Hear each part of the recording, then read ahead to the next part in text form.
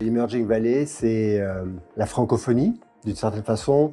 On est dans un espace qui rassemble des innovateurs, des entrepreneurs, des investisseurs, sur un espace commun de linguistique et géographique aussi. Donc c'est la Méditerranée plus, puisqu'on va maintenant même jusqu'en Afrique du Sud. Et donc on dépasse aussi l'aspect linguistique, mais on reste quand même sur un sommet francophone. Je pense que c'est bien. Il y a une place pour un événement comme celui-là, en complément de Vivatech.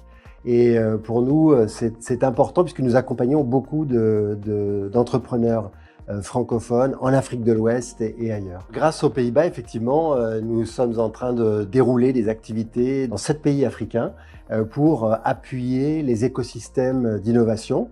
Et dans le cadre de ces projets, nous aidons plus de 200 entrepreneurs et les résultats sont là. Ce sont des entrepreneurs de la tech qui ont collectivement levé plus de 30 millions d'euros déjà et qui ont créé des centaines d'emplois et qui ont un impact sur plus de 3 millions de personnes à travers le continent par les services, les applications qu'ils ont déployées dans la fintech, dans l'éducation, dans la health tech, dans l'agritech, qui est un de nos grands sujets de focus. Nous venons de publier donc ce rapport Tech Hubs in Africa que vous pouvez télécharger gratuitement sur notre site. Et donc, en fait, il y a 1 millier de tech hubs à travers le continent. Et ce qui se passe, c'est que beaucoup d'entre eux sont fragiles.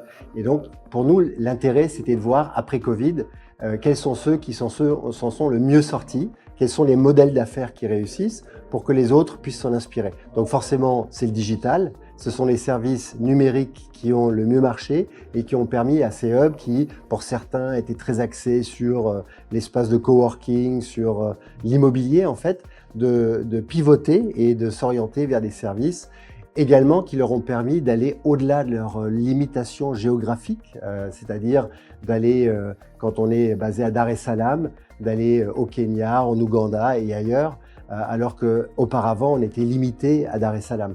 Donc pour nous, c'est très important de soutenir ces hubs avec ce genre de recherche, mais aussi des formations, du coaching, parce qu'ils ont un effet multiplicateur très important.